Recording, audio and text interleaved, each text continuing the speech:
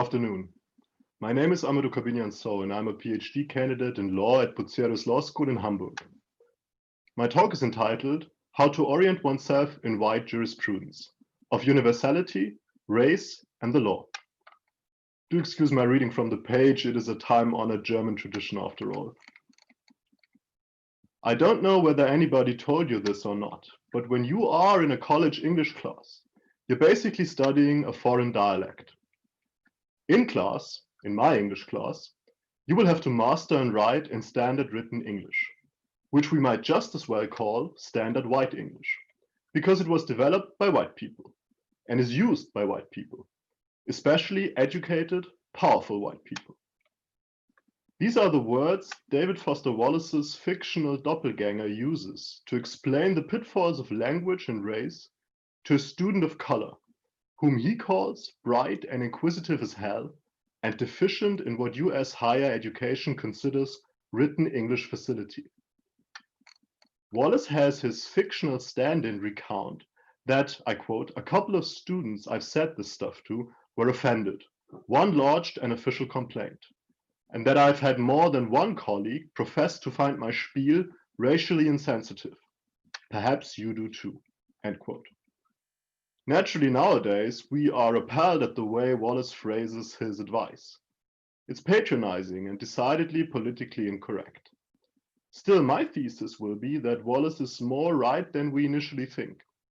Remedying racism will entail partaking in white structures, such as white language and white thought.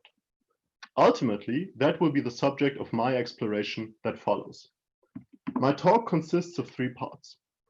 I begin by examining how our vocabulary, our language, forms the extent of our world. In doing so, I will delineate a concept of whiteness as an abstract universality and explain how it pervades our language and thus our world. My interest here is in conceiving a counterpoint to whiteness that can both represent the lived realities of people of color and challenge whiteness on its own terms, on the terms of universality. Secondly, I will show how these theoretical concepts of white and non-white universality can help us reorient the law, and thus gain a manifestly practical dimension. My thesis is that jurisprudence, or even more specifically, German so-called legal dogmatics, can be used as a lever to effect legal change towards true universality. Lastly, I will illustrate the practical yields of my proposed changes to jurisprudence using the example of German police law. No thought is without perspective. When we think, we inevitably do so already being in the world. Pure thought, unencumbered by spatial, temporal, and individual contingencies, is unattainable. In the past, philosophers in the Plato-Kant canon experienced this limit as a deficiency that ought to be overcome. Nowadays, we are much more inclined to accept and perhaps even utilize it. By assembling a patchwork of different perspectives, we realize that each perspective can reveal its own truth. These truths are shaped by language, by our vocabularies. As Richard Rorty put it, I quote, all human beings carry about a set of words, which they employ to justify their actions, their beliefs, and their lives. They are the words in which we tell the story of our lives. These individual vocabularies can overlap and constitute a symbolic social order that is fundamentally an order of shared vocabulary. This common symbolic order is the edifice of interpretation. Its brickwork is language. Now let's interpret Wallace's essay from this vantage point. For people of color, in Wallace's case, Black Americans, the edifice of language they find themselves in, the social order it constructs, is not entirely their own. Or more precisely, people of color inhabit 2 different worlds, one of their own, which has no claim to universal hegemony, and one of another's making, which has a strong claim to universal hegemony. From a person of color's point of view, both worlds are particular ones, the POC world as well as the white world. In both worlds, their lived experience means something to them. Yet in one world, they're being habitually exposed to a hegemonic language, a grammar of suffering that affects their whole socio-symbolic being. As Fanon puts it in a famous passage, I came into this world anxious to uncover the meaning of things, my soul desirous to be at the origin of the world. And here I am, an object among other objects. From the white perspective, that relation is a drastically different one. The white person's lived experience is one of universality. Her language and her world are very much her own, so much so that its contingency becomes invisible to her. That is what I mean when I refer to something as white. Whiteness is a standpoint that claims universality and neutrality for itself, without necessarily doing so consciously. It simply takes up the mantle of normalcy. As a result, it is invisible and unmarked. It is, as Sarah Ahmed puts it, the absent center against which others appear only as deviants or points of deviation. Yet it's only invisible for those who inhabit it, or those who get so used to its inhabitants that they learn not to see it, even when they are not it. That does not happen because white men plot the minutiae of their supremacy in smoke-filled back rooms. Still, where there is language, there are always processes at work that select and steer what can be said, what a vocabulary holds. In every society, the production of discourse is at once controlled, selected, organized, and redistributed by certain procedures. That includes procedures of inclusion and exclusion, of normalization and deviation. In Germany, whiteness is particularly reliant on its purported absence. It's an entirely implicit concept, because for years there has been virtually no challenge of the conception that being German and being white belong together. Or, more historically precise, after 1945, race as a category was systematically excluded from public debate. In retrospect, it seemed to us Germans as if the reality of race only seemed to enter German society with the rise of Nazism, and then vanished along with it. This idea of the Stunde Null, the 0 hour after World War II, allowed us to ignore our role in the Atlantic slave trade, colonialism, imperialism, and so on and so forth. In consequence, Germany has long struggled to admit to the fact that a multitude of different groups now inhabit its borders. An example of that struggle can of course be found in language. The initial word Germans used for migrants in the 70s was Gastarbeiter, guest workers that were expected to return to their homeland once their work was done. Now, one may feel differently about that situation. Some may understandably long for the imagined simplicity of older times where such a plurality was not yet present, but its facticity cannot be denied. Only recently, and here the American Black Lives Matter protests have played a pivotal role, has the state of German consciousness become more open to its excluded other. However, the German gaze across the pond can be a strange one. It's regularly bound up in a false dichotomy between either proclaiming the German situation to be the precise copy of the American one or the total inverse. In the case of Black Lives Matter, that means that Germans tend to either look at our political order as fundamentally racist, as the US order probably is, or that they imagine themselves in a blissful, post-racial, enlightened Germany. The truth is, naturally, somewhere in between. Hence, even as white society sensitizes itself to the plight of this other, it does so from its own standpoint. Whiteness remains as the universal neutral medium, the place from which the truth about the other's oppression is accessed. Now, there's an evident danger in raising the attribute of whiteness. It lies in turning whiteness into what philosophers call a hypostatic abstraction. That means turning what is merely a name for a social construct into an unchanging fact of being. If we were to do so, it would bring us to a conception that bears a frightening resemblance to the very racism we try to do away with. As the philosopher Zahi Zalua puts it, it would lead us into the very racist fantasies that teach us to see the social world as always already racially classified, locking individuals into their unconscious patterns of judgment and behavior, encouraging and ensuring toxic relationality with racialized others. Instead, he says, any anti-racist discourse must strive not to naturalize or ontologize race, and thereby perpetuate that which it seeks to contest. Zellur reminds us that to do so, not only do we need to change the way we conceptualize racism, we also need to change the way we conceive anti-racism. To this end, he sketches a vision where people of color will leave behind their particular identity, assume being nothing, and formulate their own universality, different from the universality imposed by whiteness. What does Zellur mean by this counterintuitive appeal to universality? Did we not just portray whiteness as universality?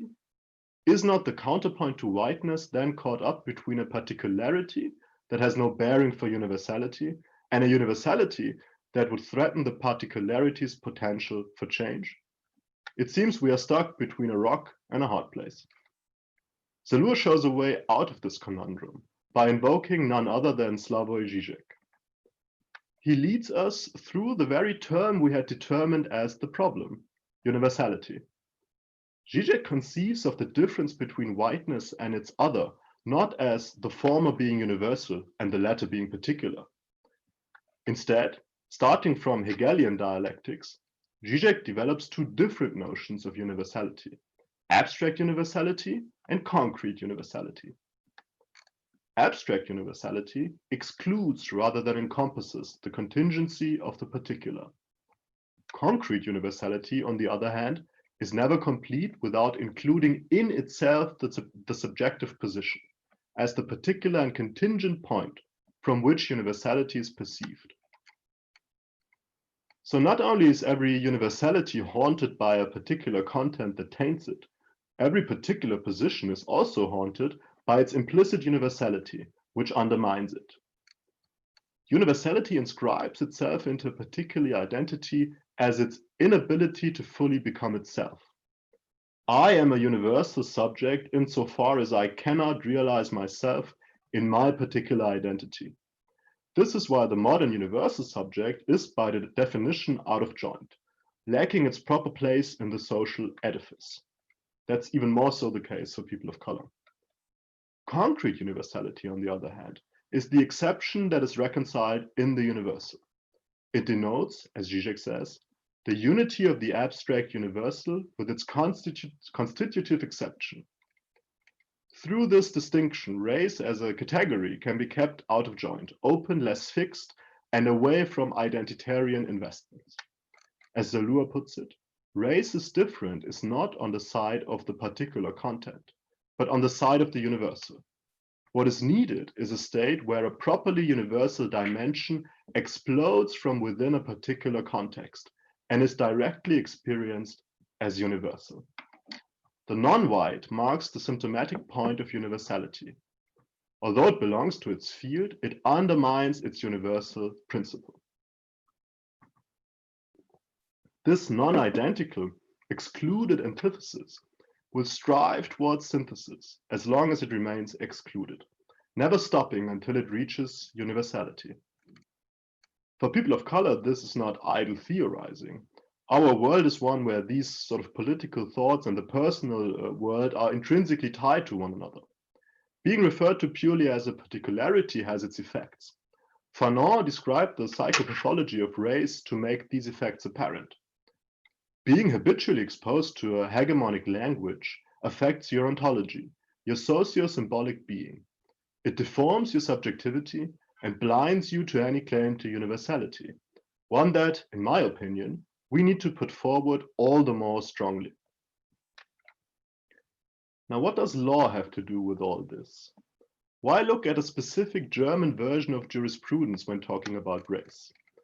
My thesis here is that the universalism of whiteness and the universalism of the law are analogous. The fact of law's medium being language might be raised against that. The text of written law, the judgments of courts, and the musings of tenured professors, all of them rely on contingent vocabularies as their medium. Yet law is one of the remaining institutions of our society that still needs to affirm its independence of such contingencies, even in the face of overwhelming proof to the contrary. The law is caught up in a difficult in-between, where simple historical facts attest to its historicity, Laws can, and usually will be, changed or abolished at some point. Still, law needs to symbolically reaffirm and demonstrate its eternity. It does so by laying claim to universality. This claim is deeply enmeshed in the same abstract universality of whiteness I spoke about earlier. Jurisprudence, i.e. the discipline of law, plays a particularly important role in the construction of this abstract universality of law. This is even more so the case for the particular German version of jurisprudence that is called Rechtsdogmatik, legal dogmatics.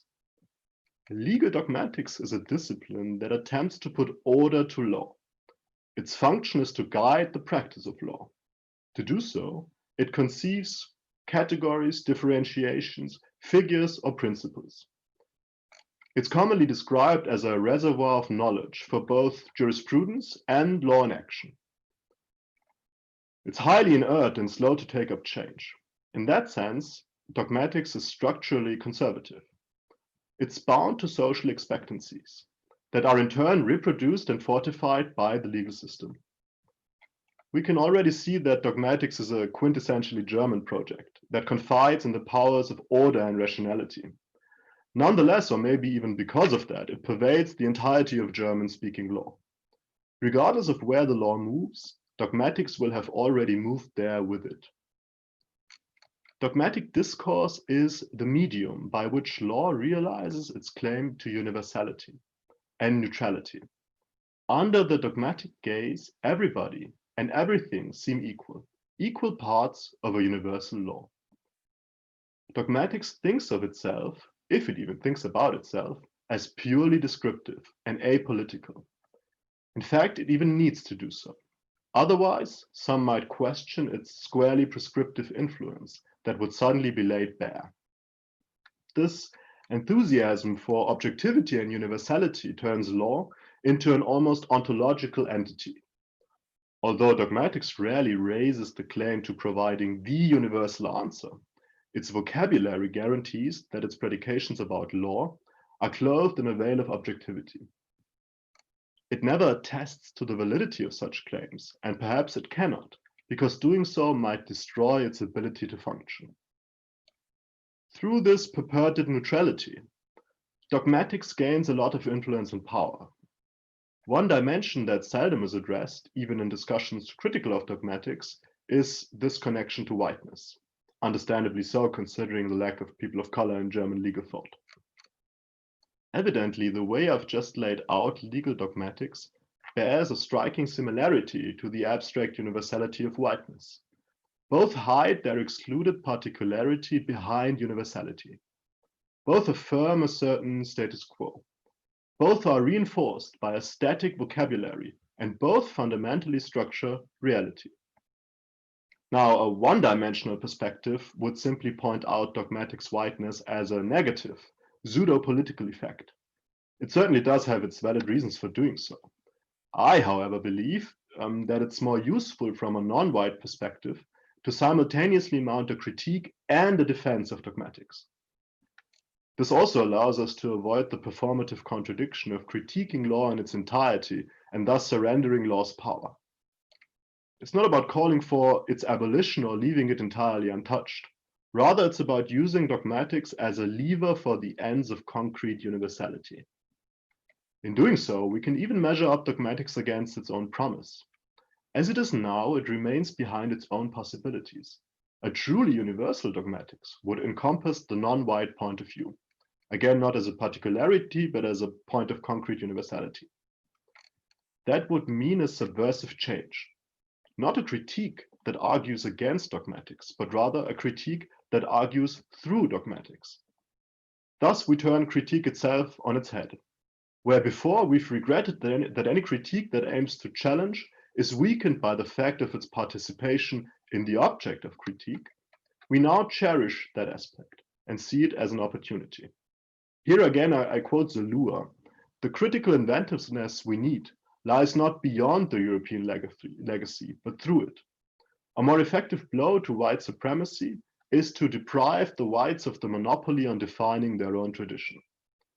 Concrete universality appropriates key elements of the white egalitarian tradition, redefines that very tradition and transforms it, obliterating the implicit qualifications which have excluded people of color from the egalitarian space. Now, in the concluding portion of this talk, I will gesture towards one area of legal thought and practice where a non-white dogmatics could prove useful and fruitful: police law. The German philosophers Vogel and Wolf have recently explored the role of angst for our modern societies, specifically for their policies and laws. They posit that angst has become the modern a priori of politics. The German language knows two different words that are both encompassed by the English word fear. The etymologically close word Furcht denotes a fear that has a very tangible object, i.e. a fear that has good reason. We might think of a pursuer we've already glimpsed stalking us through the dark of night. Angst, on the other hand, lexically still present in English words like anguish or anxiety, describes a fear without a clear object and source. Angst cannot be contested. It cannot be disproven. That's its very definition. When somebody tells you he feels angst, you cannot deny that subjective feeling. Angst is always authentic. That is where Vogel and Wolf see its frightening potential as a legitimizing force of state authority.